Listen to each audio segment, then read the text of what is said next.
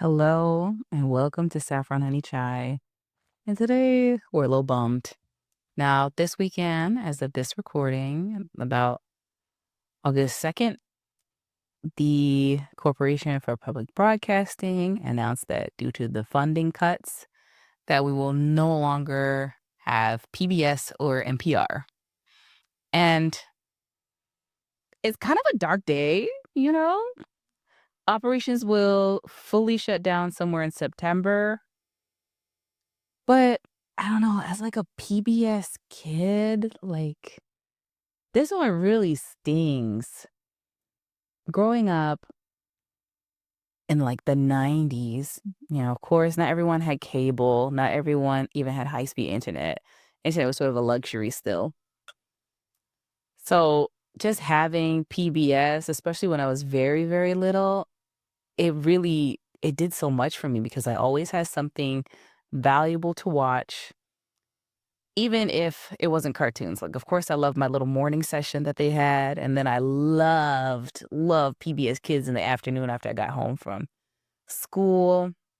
But even when I was very young and I had the TV to myself when my grandma wasn't watching the news or her stories, I still would watch Bob Ross, Mister Rogers, the Learn to Speak English. I don't know why I was watching that. I just didn't wanna be bored. Oh my god.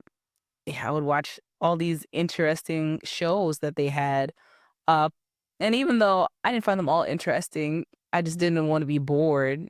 I learned so much.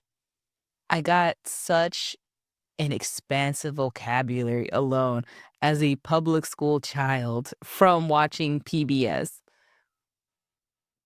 PBS was my entire childhood, and you don't really notice it until later because there were times where we did have cable when I was growing up, and so,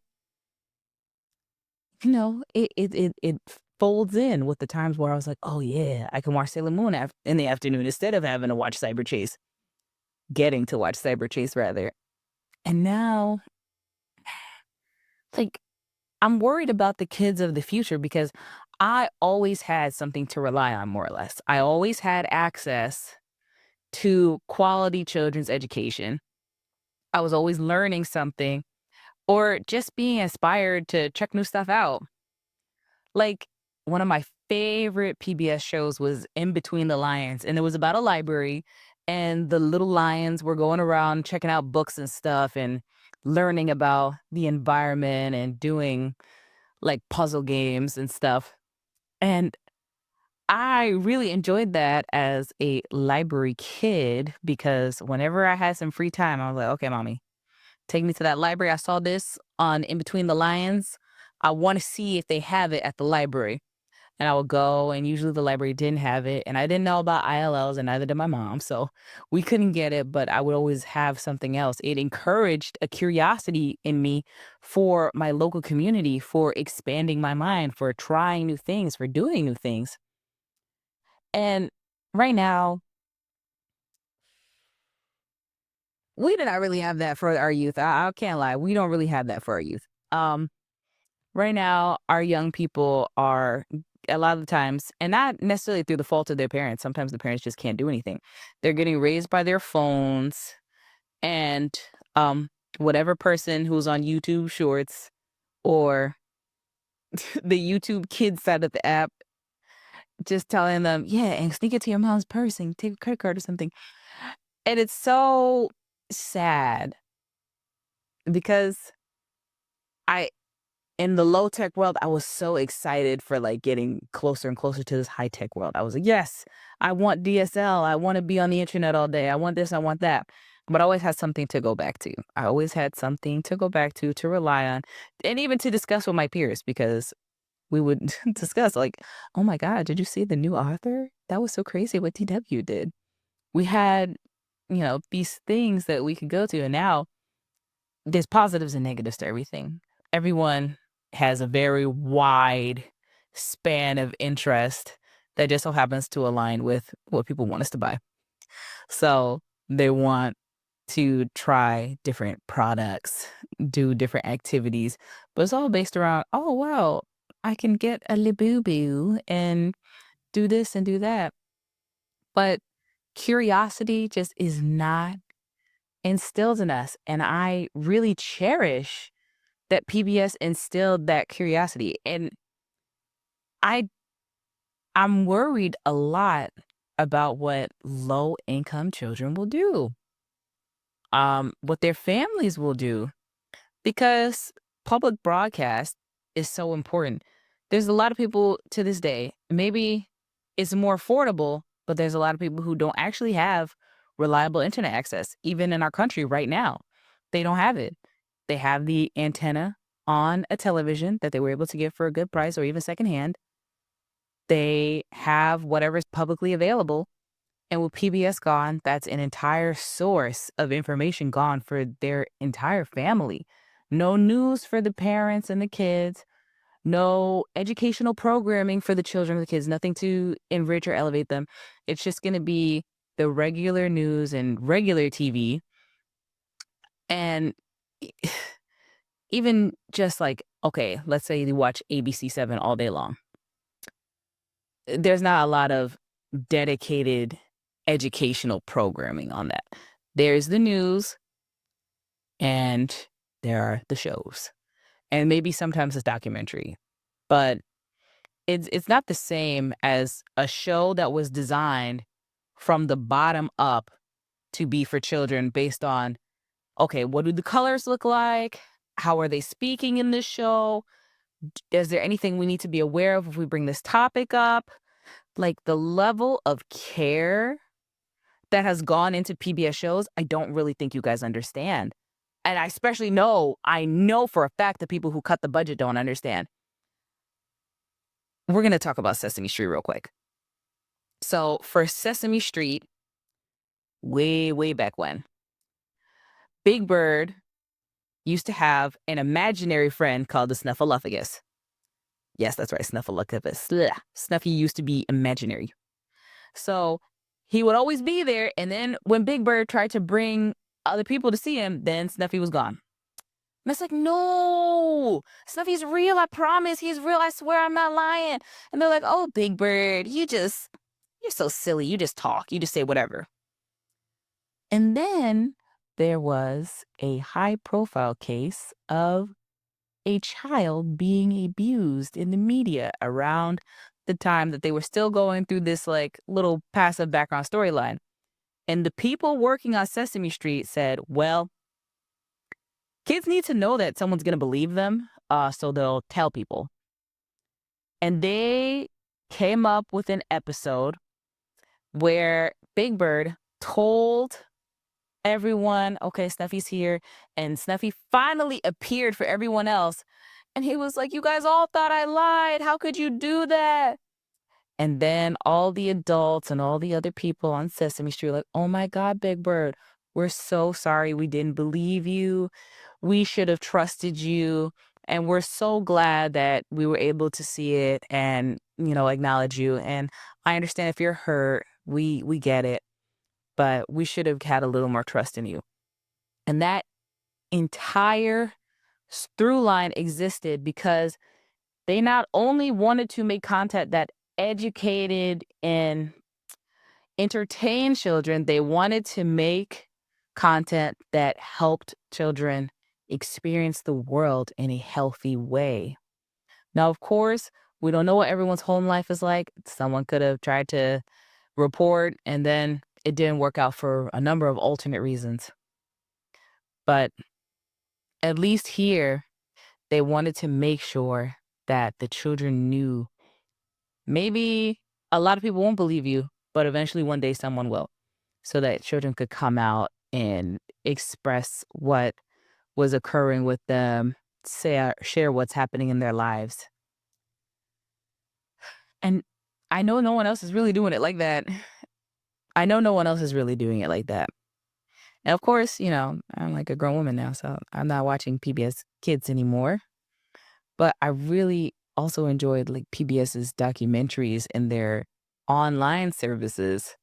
They had a whole plethora of documentaries online on their paid service.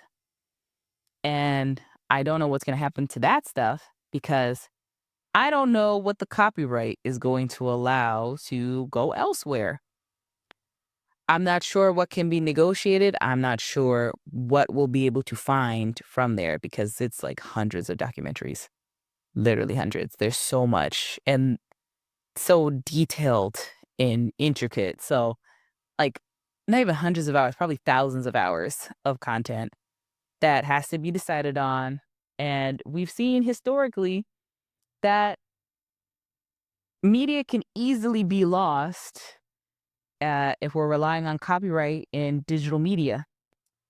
So now everything that was there, we have to find a physical media. Okay. Most people don't have Blu-ray anymore. They have their phone, they have their laptop that doesn't have a CD slot. So now we're in a very precarious position because it used to be public, it used to be public access. And now people are going to have to work really hard to get the level of information they were getting from their television. And not to mention the radio. NPR, a radio is so much cheaper than the television. You could download an app for a radio on a cell phone that you find or get for free on the street secondhand. You know, they have those free cell phone people out there. And you can get quality information and historical facts. And the NPR even had like fun, cool things they were doing with artists. Tiny desk concerts. We're losing tiny desk concerts too. And it's, oh my God. It's so heavy, man. It's heavy to carry in my heart. It's heavy to think about. It's heavy to consider the ramifications of because I don't know what the future is going to bring. I'm not sure what direction things are about to go in because PBS was more than just entertainment. It was education and it was healthy information for the American people. NPR was education and information for the American people. You could very easily get news any time of day. And now we don't have that. Well, we will soon not have that. And there will be a dearth of information available, not to mention all the people who are going to lose their jobs. Now, I know this is kind of a bummer episode, and I'm just talking about, oh, this is so sad. Look at how we've lost so much. But I'm not fully giving up hope because even though everyone fought really hard, people signed petitions, they got money together, they did a lot to try to stop this from happening. And there were countless hearings and appeals and things that occurred in order to make sure that this wouldn't happen. We wouldn't get to this point. But luckily, the Corporation for Public Broadcast isn't actually the first organization of its kind that has been responsible for providing information to the American people. So this may just be a very terrible long pause to a future return of good educational public access information. I do not know what the next 3 years are going to look like. But I do know that at the end of every show I watched on PBS, they would say it's possible thanks to viewers like you. And at the time, I wasn't donating anything to PBS, so I felt like, oh, I don't know. But now I really do understand. A lot of things are only possible because of us, because we come out and we decide, okay, we're going to figure something out. We're going to make something work. So even though they have announced that they're going to shutter business, we are just going to go insanely hard to make sure that the next time the budget comes up, that we have the opportunity to demand the return of the Corporation for Public Broadcast. Because there's no way thousands of people should lose their jobs in the middle of the worst job crisis in the world and just have to accept that. There's no way we should be content with that. And there's no way we should be content with losing something that's such a valuable resource for all of us. So while no one gave up on this, we must continue our fight. We must keep our heads up. And we're going to mourn. We're going to be sad. We're going to feel bad. But we're going to share our memories. And we're going to do our best to preserve what's already there, what we already had access to in the past, and to make sure that we are actually building a good, proper future for those who are relying on us. And with that, thank you so much for tuning in. Like, comment, and subscribe. Y'all be good now.